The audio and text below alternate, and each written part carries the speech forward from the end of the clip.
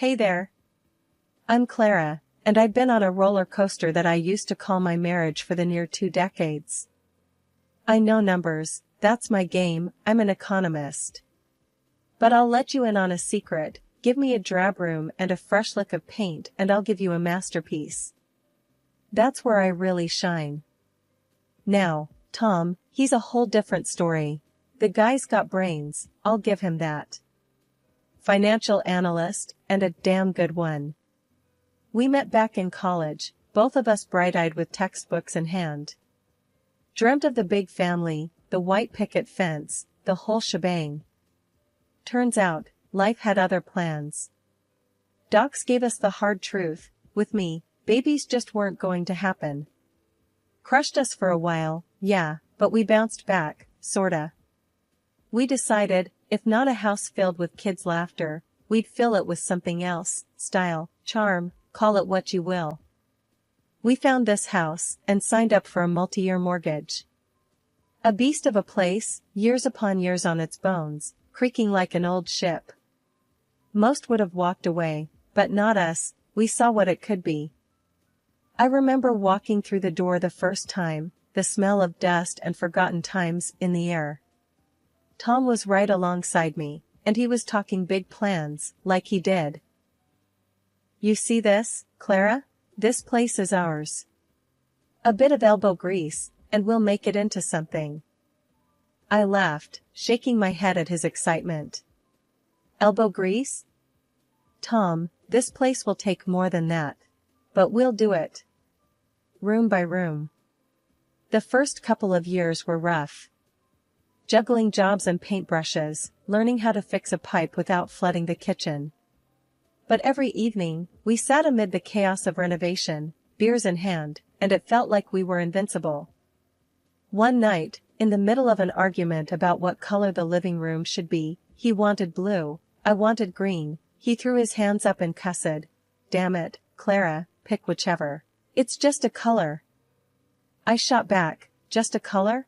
Tom, this is important. It sets the whole mood of the house. I was half mad, half laughing, because who gets into a tiff over paint? The green one, by the way. He said it made my eyes look brighter, and that was that. Every choice, every little victory was ours. Then the house started taking shape, and I got a taste for it, really got a taste for it. The neighbors, friends, they couldn't stop yapping about how I turned the old wreck into something out of a magazine. Each room was a new project, a challenge that I chewed on until it was just right. The transformation wasn't just the house, it was me too. Here I was, sleeves rolled up, covered in paint splatters, fiercer than I ever felt pushing papers at my old economics gig. Holy mackerel, Clara, did you redo the bathroom again? Tom asked one evening, eyebrows raised higher than the new shower head. Yep, didn't like the first tiles we picked. These are better, see? I slapped the wall, proud as hell. He leaned in, squinting at the tiles. Looks the same to me, but if it makes you happy, then I'm all for it. Typical Tom, always played it cool, but I knew he was impressed.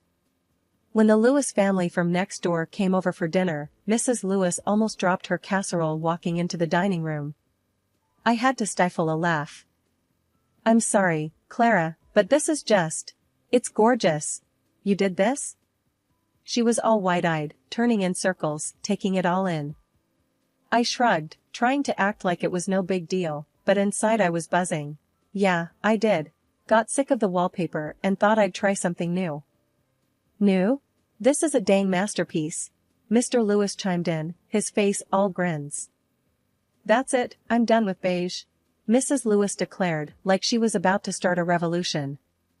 The compliments were one thing, but the kicker? When people started asking if I'd take a look at their places, offer some advice. Then one lady, bless her, asked what I'd charge for a full room makeover.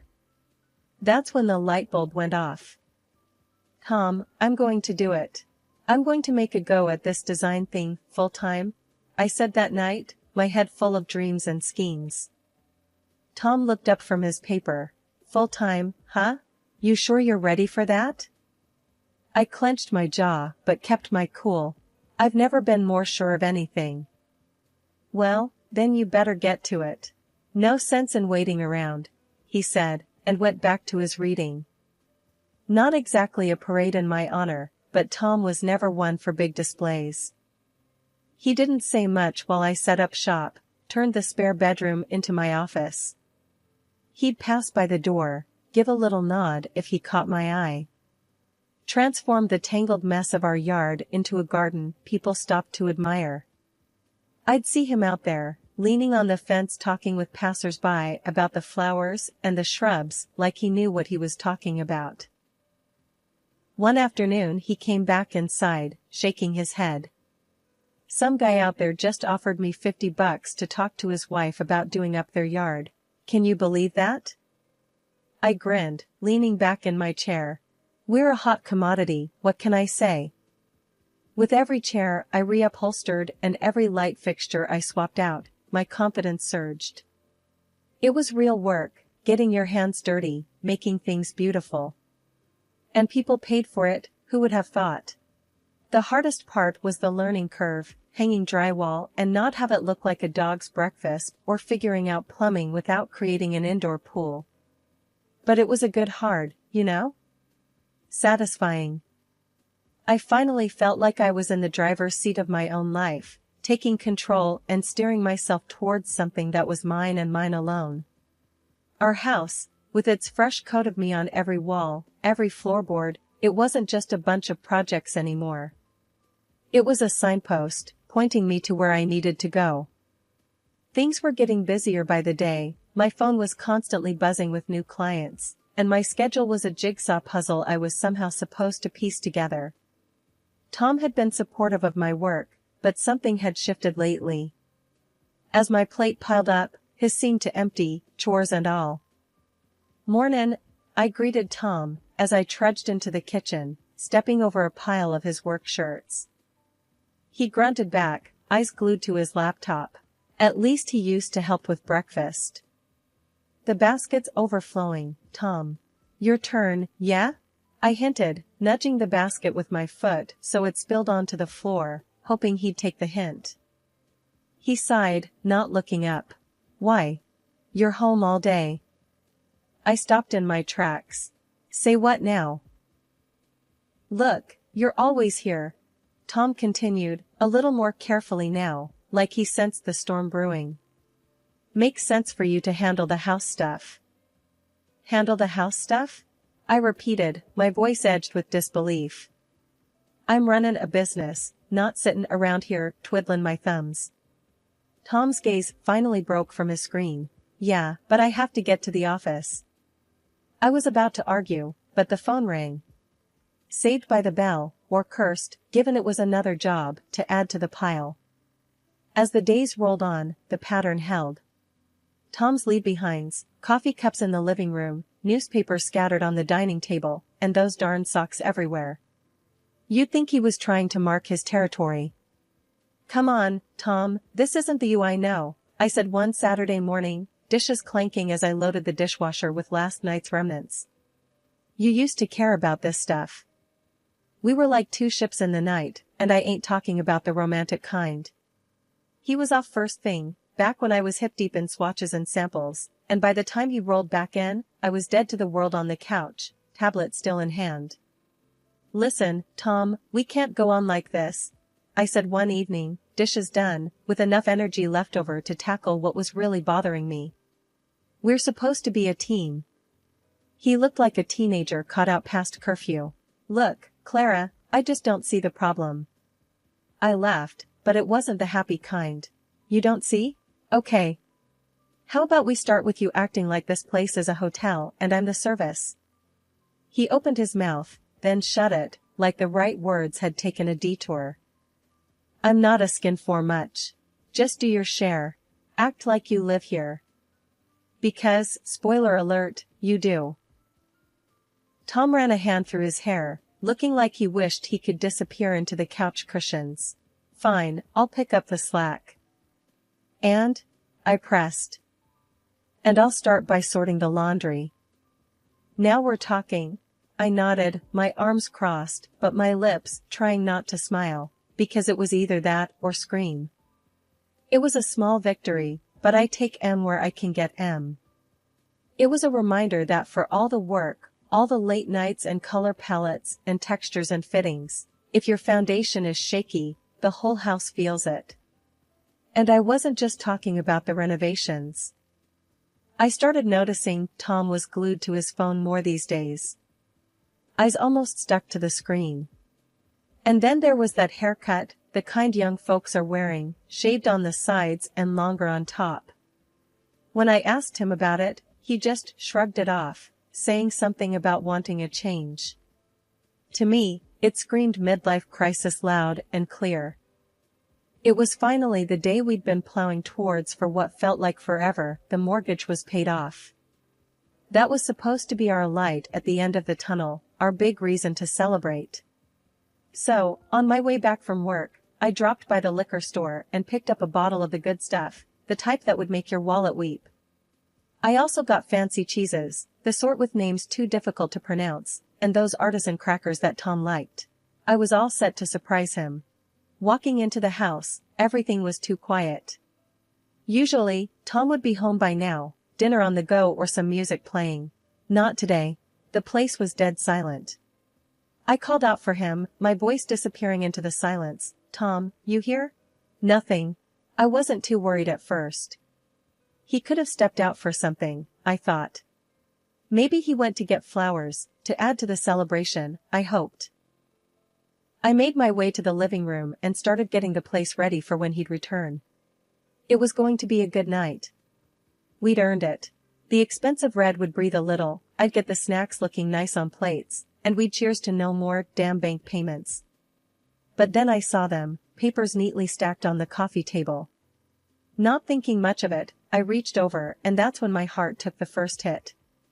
Divorce papers with Tom's name already scribbled at the bottom in his unmistakable handwriting.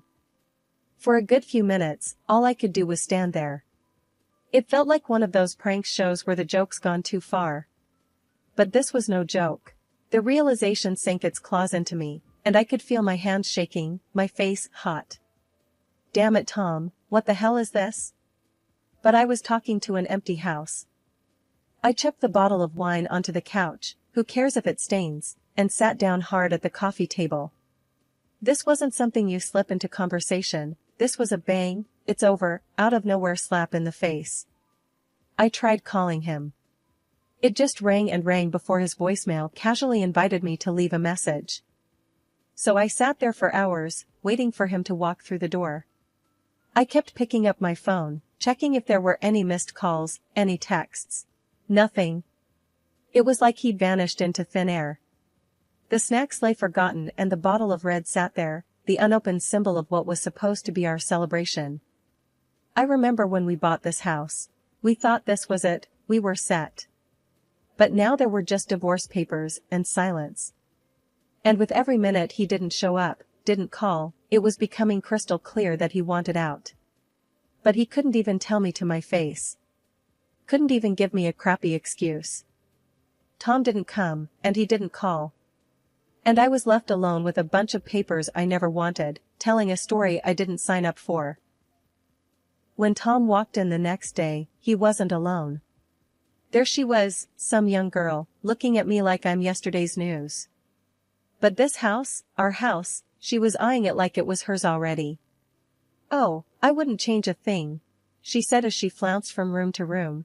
Except maybe the paint in the living room, brightened things up a bit. Don't you think it's a bit stuffy in here? Her words, like she's marking her territory. Tom followed her like a lost puppy, then turned to me, brazen as you like.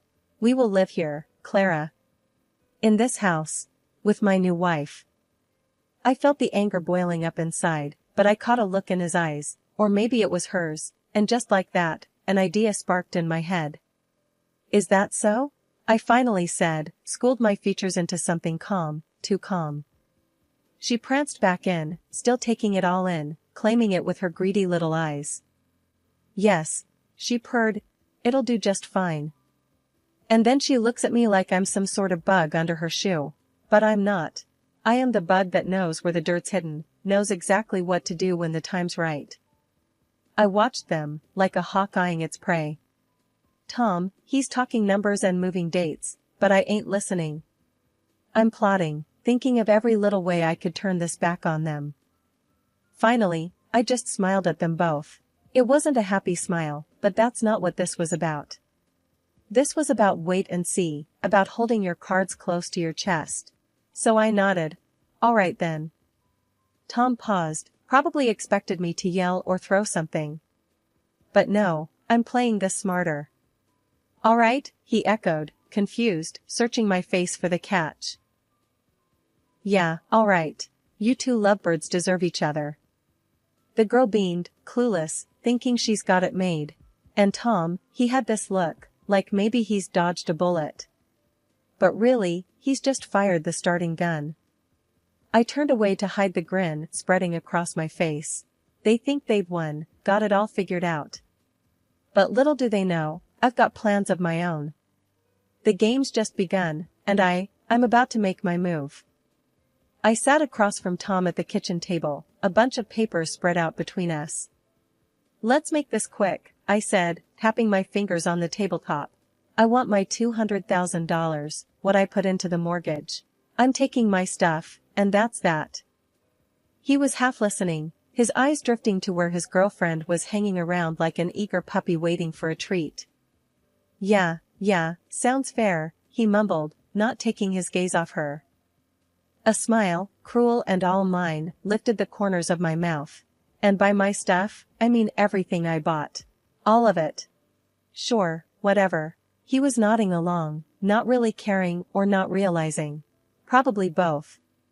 Tom's attention was all for the young thing, who was now stroking the back of the leather couch, one that I bought on a whim 3 years back because it looked classy and comfortable. We went down the inventory I'd prepared, point by point, and not once did he argue. Not when I claimed the flat-screen TV, not when I tallied up the kitchen gadgets, the high-end mixer, the chef's knives, the espresso machine that took me ages to pick out. With a distracted wave of his hand, he signed where I pointed on each paper. Signed our years away with less thought than he gave his fantasy football league.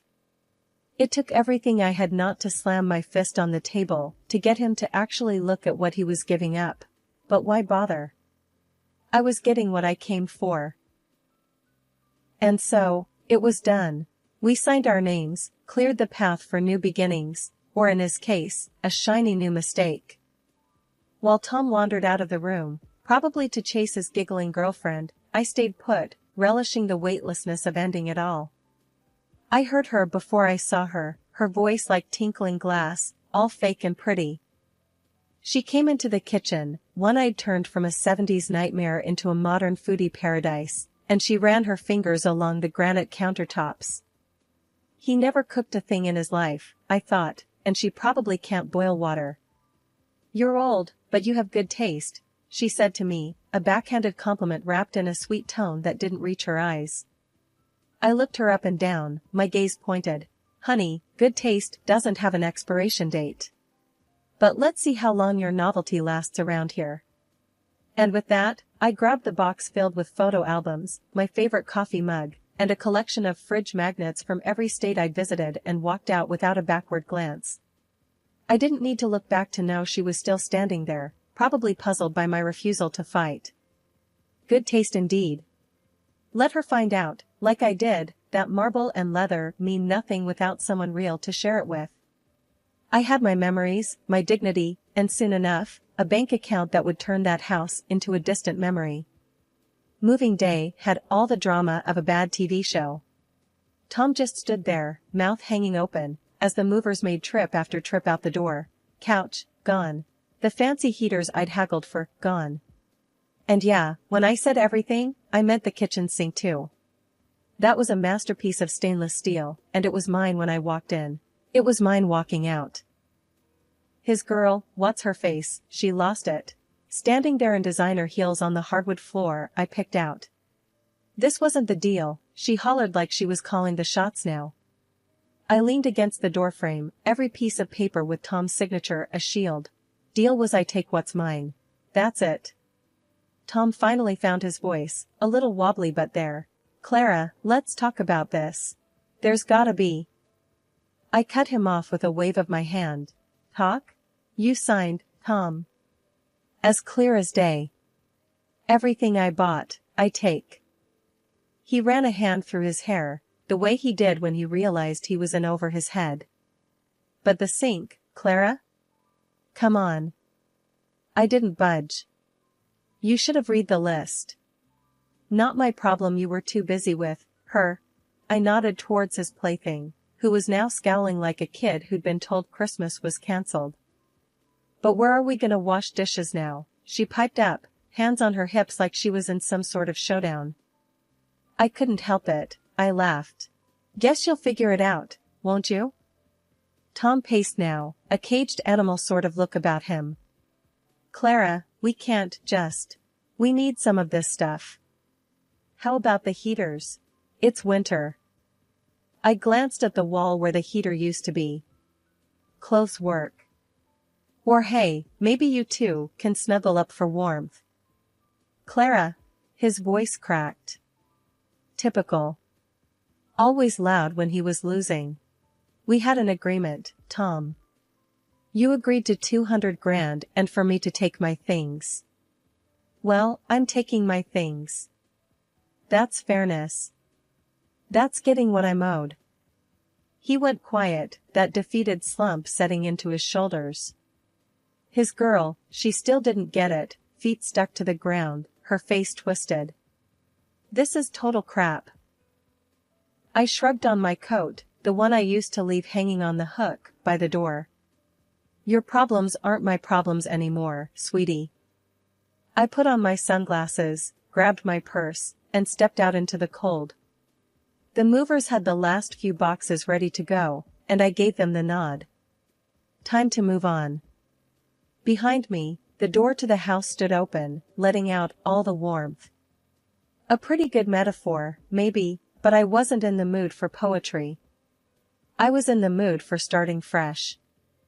As I pulled away, I left them standing in an empty house that was once full of everything but love. Love they'd have to find on their own, without the comforts I'd brought into their lives. A month had flown by since the split, my new life slowly taking shape, when my phone buzzed with a number I knew too well. My ex, sounding all choked and lost, was on the line. I can't do this anymore, he groaned.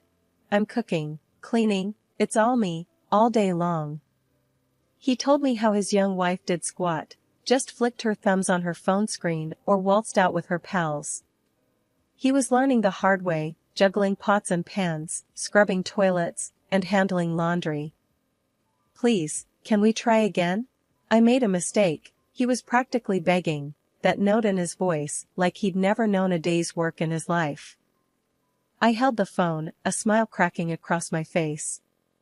You've got some nerve, I chuckled into the receiver. But you made your bed, now lie in it. Hanging up felt like dropping the heaviest bag I'd been carrying without knowing. Released from that old deadweight, I threw myself into my latest project, my very own house. Yeah, you heard that right, my house, not ours, not his, but my very own. As I stood in the entranceway, my new place was bustling with voices and footsteps. A blank canvas waiting for me to splash it with life. Hey lady, where do you want this box? One of the movers called out, struggling under a carton labeled kitchen stuff. Over there, by the counter, I directed, pointing him to the spot. The advance guard of my new abode was just me and a crew who didn't care about the past, just where to lug the next heavy thing. They'd drop a box, wipe their brows and ask where the next goes. A dance of starting anew. That night, with the boxes still piled high, it hit me, this wasn't just a new page, it was a whole other book. And I was going to fill it with wonders and blunders, scribbles, and scenes that made sense only to me. It's funny, how you think you need someone to make a house a home. But all you really need is to surround yourself with things that make you, well, you. Starting over? Yeah, let's paint this town with my kind of life.